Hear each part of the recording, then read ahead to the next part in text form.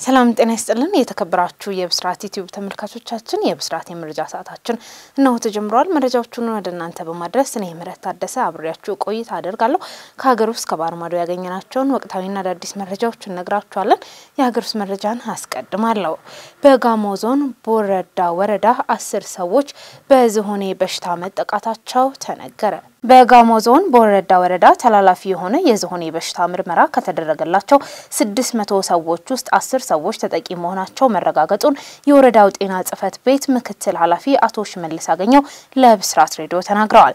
ላለፉት 5 ዓመታት የማህበረሰብ አቀፍ የመድኃኒት እደላ ሲካሄድ መቆየቱን የገለጹት ኃላፊው በስታንዳርዱ መሰረት በ6ኛው ዓመት የስርጭት መጠኑ ታይቶ ከ1% በላይ ከሆነ እደላው የሚከናወን ሲሆን በወረዳው የስርጭት መጠኑ 3% መሆኑን ገልጸዋል። በዚህም የተነሳ አስቀድሞ ለመከላከል እድሜያቸው ከ5 ዓመት በላይ ለሆኑ በወረዳው በሚገኙ 31 ቀበሌዎች ውስጥ ለሚኖሩ 88449 ሰዎች የመድኃኒት እደላ እየተደረገ መሆኑን ገልጸዋል። ተላላፊ የሆነው የዝሆኔ በሽታ ቡቼሬሪያ ባክሮሮፒቲ በተባለ ባክቴሪያ አማካኝነት ወደ ሰው የሚተላለፍ ሲሆን ሆድ ላይ ትላትል በመፍጠር ደም ስር አካባቢ ያሉ ፈሳሾች እንዳይንቀሳቀሱ በመዝጋት እግር ከማሳበጥ በተጨማሪ ጡትና ማህደረ ቆለጥ አካባቢ እብጠት እንዲፈጠር ያደርጋል ሲሉ አቶ ሽመልስ ለጣቢያቸው ተናግረዋል ስትል መባወርቅነህ ዘግባለች። የ16 ዓመት ታዳጊን አስገድዶ የደፈረው ግለሰብ በእስራት ተቀጣ። በካፋ ዞን ጌሻ ወረዳ በየሪ ኪጭቲ ቀበሌ የ16 ዓመቷን የግል ተበዳይ አስገድዶ የደፈረው ግለሰብ በእስራት መቀጣቱን ፖሊስ አስታውቋል። ተከሳሽ ፍቅሬ ተሾመ የተባለው ግለሰብ ከቀኑ 11 ሰዓት በየሪ ኪጭቲ ቀበሌ የ10ኛ ክፍል ተማሪ የሆነችውን የግል ተበዳይ ራሷን እንዳትከላከል በማድረግ አስገድዶ መድፈሩን የደቡብ ምዕራብ ኢትዮጵያ ሕዝቦች ክልል ፖሊስ ኮሚሽን የህዝብ ግንኙነትና ኮሙኒኬሽን ዳይሬክተር ኢንስፔክተር ደጀኔ አሰፋ ለብስራት ሬዲዮ ተናግረዋል። ፖሊስ ግለሰቡን በቁጥጥር ስር በማድረግ ተጎጂዋን ወደ ህክምና በመውሰድ የምርመራ መዝገቡን በሰውና በህክምና ማስረጃ አደራጅቶ ክስ እንዲመሰረትበት ለወረዳው አቃቢ ህግ መዝገቡን ይልካል።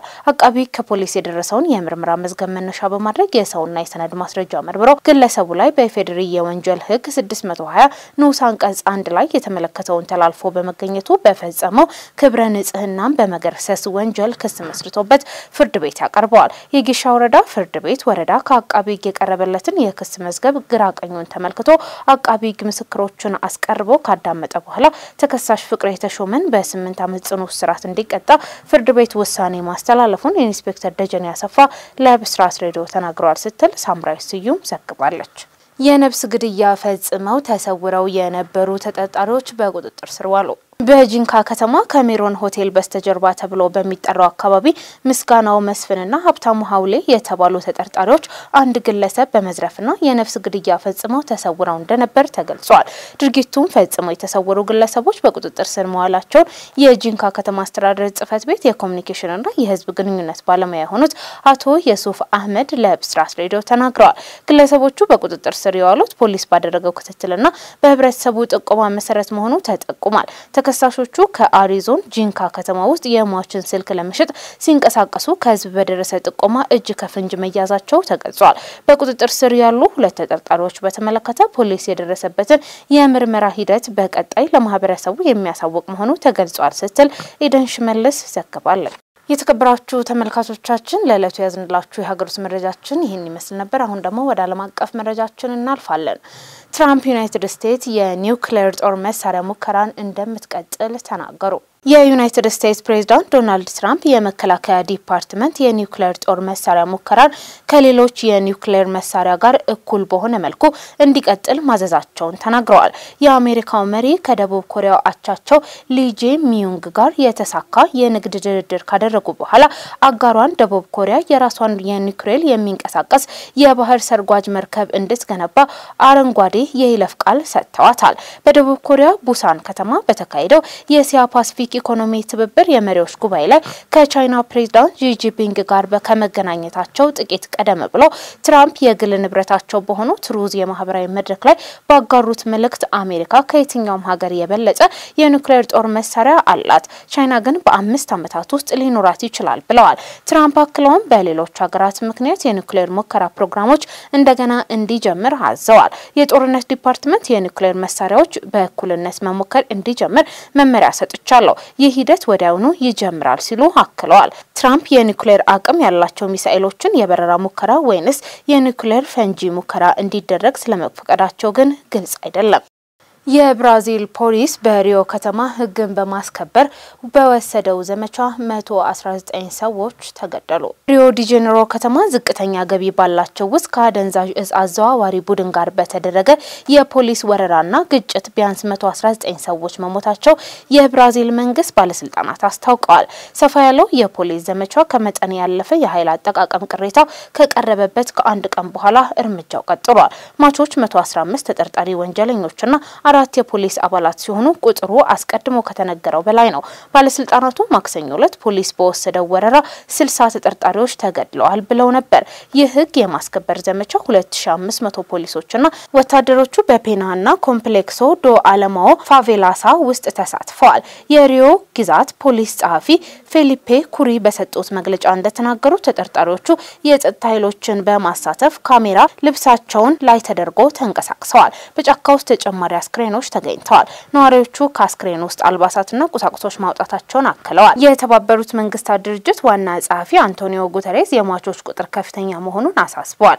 የጉተሬስ ቃል አቀባይ ስቴፋኒ ዱጃሪክ እንደተናገሩት በፖሊስ ተግባራት ውስጥ የኃይል አጠቃቀምን ዓለም አቀፍ የሰብአዊ መብት ህግጋትና ደረጃዎችን ማክበር እንዳለበት አጽንኦት ሰጥተዋል።